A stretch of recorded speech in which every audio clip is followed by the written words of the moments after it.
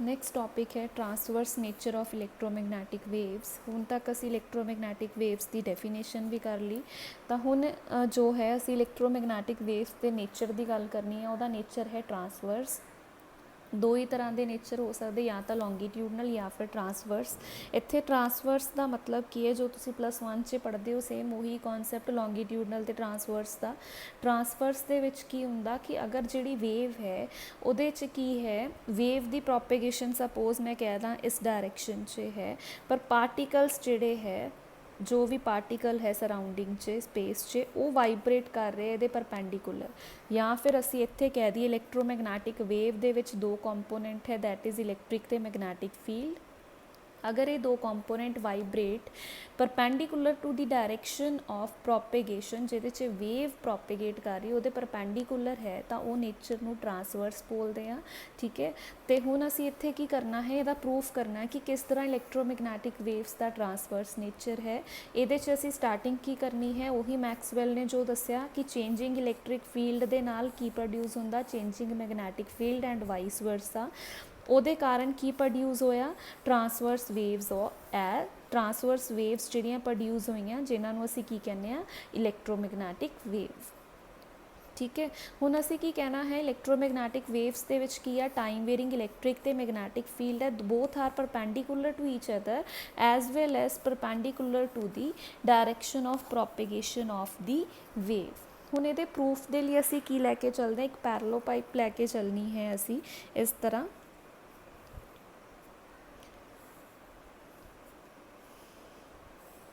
ਠੀਕ ਹੈ, ਇਹਦਾ ਕੋਈ ਵੀ ਨਾਮ ਰੱਖ ਲੈਂਦੇ ਆ। ਇਹਦੇ ਫੇਸਿਸ ਹੈ 6 faces A B C D, ਔਰ ਇਹ ਵਾਲੇ 'ਤੇ ਅਸੀਂ ਨਾਮ ਰੱਖ ਦਿੰਦੇ ਆ E F G।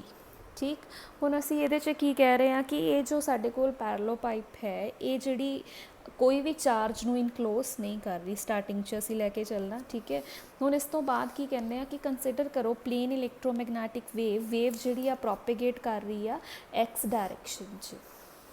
ਠੀਕ ਹੈ, ਦੀ values of electric and magnetic field depends upon X and T। Suppose ਅਸੀਂ ਸਟਾਰਟਿੰਗ 'ਚ ਕੀ ਕਰਦੇ, ਜਿੱਦਾਂ ਮੈਥਸ 'ਚ ਕੀ ਕਰਦੇ ਹਾਂ, ਅਸੀਂ ਪਹਿਲਾਂ ਕੋਈ ਸਪੋਜੀਸ਼ਨ ਲੈ ਕੇ ਚੱਲਦੇ ਹਾਂ ਕਿ ਲੈਟ ਅਸ ਸਪੋਜ਼, ਮਤਲਬ ਜੋ ਅਸੀਂ ਪ੍ਰੂਫ ਕਰਨਾ ਉਹਦੇ ਉਲਟਾ ਸਪੋਜ਼ ਕਰਕੇ ਚੱਲ ਪਏ, ਔਰ ਫਿਰ ਲਾਸਟ 'ਚ ਕਹਾਂਗੇ ਕਿ ਨਹੀਂ ਇਹ ਪੋਸੀਬਲ ਨਹੀਂ ਹੈ, ਕੌਂਟਰਾਡਿਕਸ਼ਨ ਹੈ, ਇਹਦਾ ਮਤਲਬ ਸਾਡੀ ਜਿਹੜੀ ਸਪੋਜੀਸ਼ਨ ਹੈ ਉਹ ਕੀ ਹੈ, ਰੋਂਗ ਹੈ। ਠੀਕ ਹੈ, ਇੱਥੇ ਅਸੀਂ ਕੀ ਕਹਿਣਾ ਹੈ, ਪ੍ਰੂਫ ਤਾਂ ਇਹੀ ਕਰਨਾ ਕਿ ਇਲੈਕਟ੍ਰਿਕ ਅਤੇ ਮੈਗਨੈਟਿਕ ਫੀਲਡ ਪਰਪੈਂਡੀਕੂਲਰ ਆ ਇੱਕ ਦੂਸਰੇ ਦੇ ਵੀ, ਅਤੇ ਪ੍ਰੋਪੇਗੇਸ਼ਨ ਆਫ ਵੇਵ ਜੋ ਹੈ ਉਹਦੀ ਡਾਇਰੈਕਸ਼ਨ ਦੇ ਵੀ।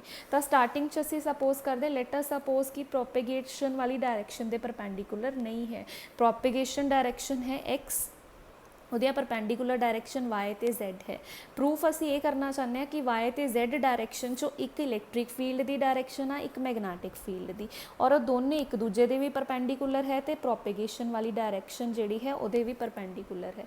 ਪਰ ਸਟਾਰਟਿੰਗ 'ਚ ਅਸੀਂ ਕਹਿੰਦੇ let it is not possible ਕਿ ਜਿਹੜੀ ਇਲੈਕਟ੍ਰਿਕ ਅਤੇ ਮੈਗਨੈਟਿਕ ਫੀਲਡ ਹੈ ਉਹ ਪਰਪੈਂਡੀਕੂਲਰ ਨਹੀਂ ਹੈ, ਉਹ ਵੀ ਪ੍ਰੋਪੇਗੇਸ਼ਨ ਵਾਲੀ ਡਾਇਰੈਕਸ਼ਨ 'ਚ ਹੈ। ਠੀਕ ਹੈ, X ਡਾਇਰੈਕਸ਼ਨ 'ਚ। ਤਾਂ ਇਹਦਾ ਮਤਲਬ ਇਲੈਕਟ੍ਰਿਕ ਅਤੇ ਮੈਗਨੈਟਿਕ ਫੀਲਡ X ਡਾਇਰੈਕਸ਼ਨ 'ਤੇ ਡਿਪੈਂਡੈਂਟ ਹੋ ਗਈਆਂ, ਅਤੇ ਨਾਲ ਟਾਈਮ 'ਤੇ Y ਅਤੇ Z 'ਤੇ ਡਿਪੈਂਡੈਂਟ ਨਹੀਂ ਹੈ, ਜੋ ਅਸੀਂ ਇੱਥੇ ਲਿਖਿਆ। ਠੀਕ ਹੈ, ਉਸ ਤੋਂ ਬਾਅਦ ਅਸੀਂ ਕਹਿੰਦੇ ਹਾਂ ਕਿ according to Gauss law total electric flux, ਕਿਉਂਕਿ ਅਸੀਂ ਪੈਰਲੋ ਪਾਈਪ ਜਿਹੜੀ ਹੈ ਉਹਦੇ 'ਚ ਕੋਈ ਵੀ ਚਾਰਜ ਇਨਕਲੋਜ਼ ਨਹੀਂ ਕੀਤਾ, ਉਹਦਾ ਆਨਸਰ ਕੀ ਹੈ, 0। ਠੀਕ ਹੈ, ਹੁਣ ਅਸੀਂ ਇਹਨੂੰ ਕੀ ਹੈ, ਇੱਕ ਇੱਕ ਫੇਸ ਦੇ ਬਾਰੇ 'ਚ ਅਗਰ ਅਸੀਂ ਗੱਲ ਕਰਦੇ ਹਾਂ, ਸਾਰੇ ਫੇਸਿਸ ਦੇ ਨਾਮ ਲਿਖ ਲਏ, ABCD ਫੇਸ ਹੈ, ਇਹਦੇ ਪੈਰਲਰ ਇਹ ਵਾਲਾ ਫੇਸ, ਇਹਨਾਂ ਨੂੰ ਲਿਖਦੇ ਸਾਰੇ 6 ਫੇਸਿਸ ਦੇ ਕੰਬੀਨੇਸ਼ਨ ਨੂੰ ਲਿਖ ਦਿੱਤਾ ਅਸੀਂ ਇੱਥੇ। ਫਿਰ 1 ਬਾਏ 1 ਹਰ ਇੱਕ ਨੂੰ ਸੋਲਵ ਕਰਨਾ ਹੈ। OF E G E vector dot DS vector, ਇਸੇ ਤਰ੍ਹਾਂ 4 ਫੇਸਿਸ ਹੋਰ ਹੈ, ADGE E vector dot DS vector plus BCOF E vector dot DS vector plus OCDG E vector dot DS vector plus ABFE E vector dot DS vector equals to 0। ਇਹ 6 faces ਦਾ combination ਹੈ। ਹੁਣ ਅਸੀਂ set 'ਚ ਜਿਹੜੇ parallel ਹੈ ਉਹ ਸਾਰੇ faces ਲੈ ਕੇ ਚੱਲਾਂਗੇ। ਪਹਿਲੇ ਅਸੀਂ ਗੱਲ ਕਰਦੇ ਹਾਂ OCDG ਵਾਲਾ ਫੇਸ ਜਿਹੜਾ ਹੈ, ਇਹ ਵਾਲਾ ਫੇਸ OCDG प्लस नाल किहड़ा फेस लैके चलीए ABFE। ठीक है, ये दो पेयर्स की गल करते हैं तो मैं इत्थे पहला लिख लिया इसे इक्वेशन च दो असी लैके चले OCDG प्लस ABFE। इत्थे E vector dot DS vector, इत्थे भी E vector dot DS vector. ਇਹਦਾ आंसर असी 0 लिख रहे हैं। क्यों 0 लिख रहे हैं? क्योंकि साडे कोल इत्थे देखो ये जिहड़े दो फेसिस है, एक असी लैके चले आ इत्थे OCDG और एक ये वाला ABFE। ये दोनों फेसिस जिहड़े है एक्स डायरैक्शन से तो नहीं है। ठीक है, ਇਹਦਾ मतलब ये जिहड़े फेसिस है एक्स ते डिपेंडेंट नहीं है, क्योंकि असी फील्ड जिहड़ा उही लैके चलना जो एक्स ते डिपेंडेंट है या टाइम ते। ये जिहड़े फेसिस है ये does not along the direction of x. ਇਹਦਾ मतलब ये इस डायरैक्शन से इलैक्ट्रिक फील्ड नहीं है। अगर इलैक्ट्रिक फील्ड नहीं है तो ਇਹਦਾ आंसर 0। इस तरह साडे कोल सैकेंड है कंपोनेंट्स ADG। ये वाला फेस है साडे कोल ADGE।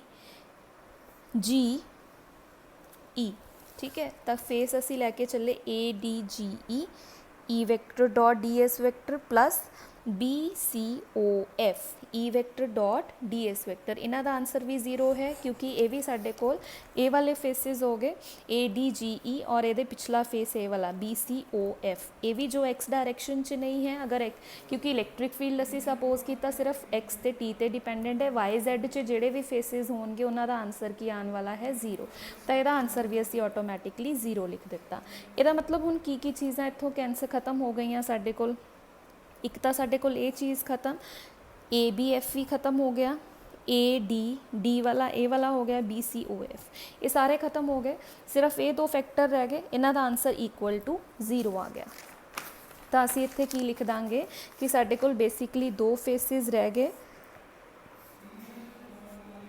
ABCD E vector dot DS vector plus नाल किहड़ा रह गया साडे कोल OFEG E vector dot DS vector.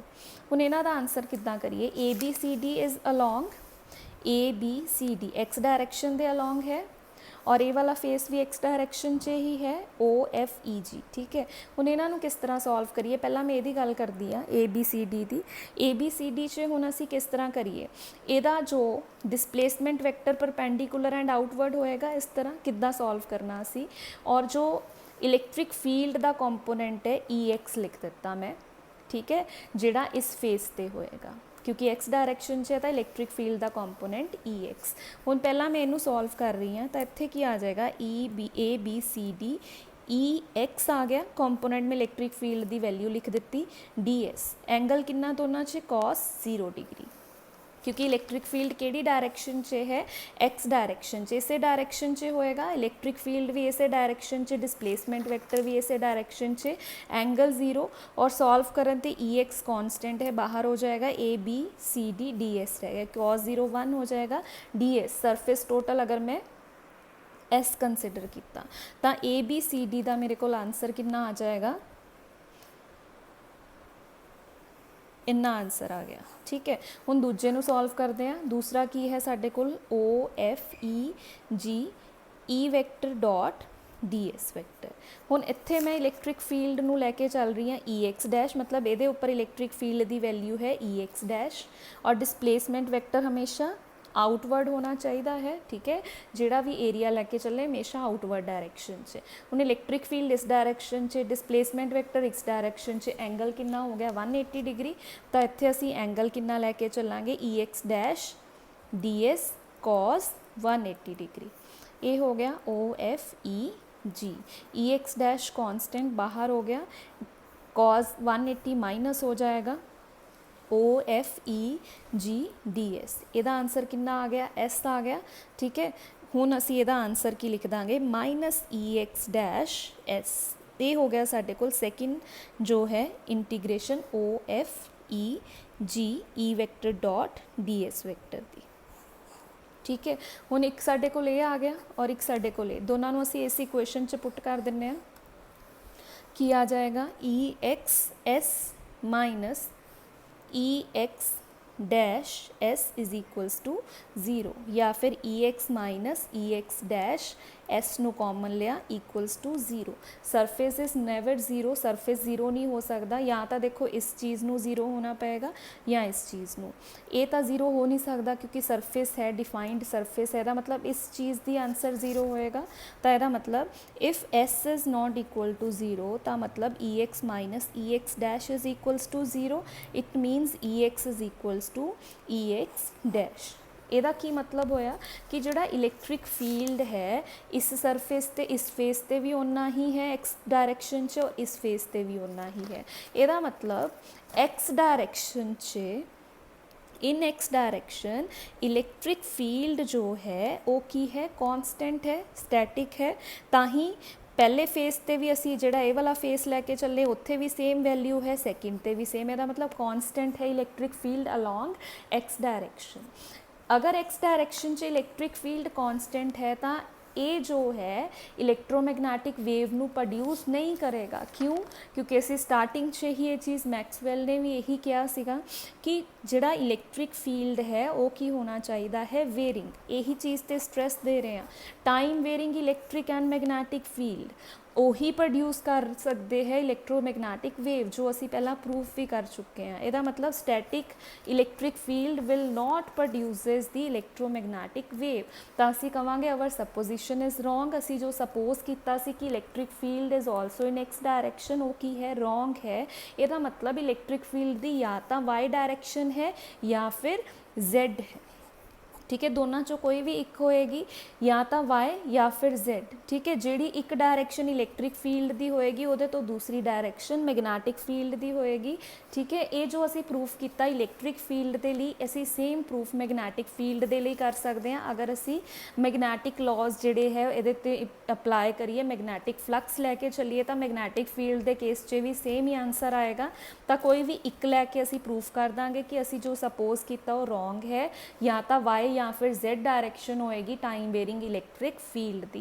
और यदा मतलब ये जोड़े दोनों है एक दूसरे के भी परपेंडिकुलर होएगी, और मैगनैट जो साडे कोल प्रोपेगेशन डायरैक्शन है उहदे भी परपेंडिकुलर है। ठीक है, और वेव अगर इस डायरैक्शन च प्रोपेगेट इस तरह कर रही है तो वेव असी बनानी किस तरह है, इस तरह वेव जो है प्रोपेगेट कर रही है। ये हो गई propagation direction, direction X direction. हुण असी कहने suppose electric field is along Y direction and magnetic field is along Z direction. तो वो दिखाना किस तरह है, इलैक्ट्रिक फील्ड लाइनस नू असी वाई दे जिहड़ी भी डायरैक्शन लैके चले वो पैरलल लैके चलना। ये हो गई इलैक्ट्रिक फील्ड इस तरह जा रहा, फिर नीचे भी उस तरह इलैक्ट्रिक फील्ड एक नू कंप्लीट कर लिया। इस तरह उपर एक वेव है जा रही है, इलैक्ट्रिक फील्ड नू प्रेजेंट कर रही है पैरलल टू वाई डायरैक्शन, ये ई वैक्टर हो गए। ठीक है, तो मैगनैटिक फील्ड जेड दे पैरलल इस तरह waves magnetic field lines Z दे पैरलल, ये बी वैक्टर। ए वाली वेव उपर नू जाएगी, उपर नू भी मैगनैटिक फील्ड जिहड़ा है वाई डायरैक्शन च शो कर दिता। इस तरह नीचे ये मैगनैटिक फील्ड लाइनस हो गई। ठीक है, पैरलल टू जेड डायरैक्शन। इस तरह असी इलैक्ट्रोमैगनैटिक वेव्स नू जो है ड्रॉ करते हैं।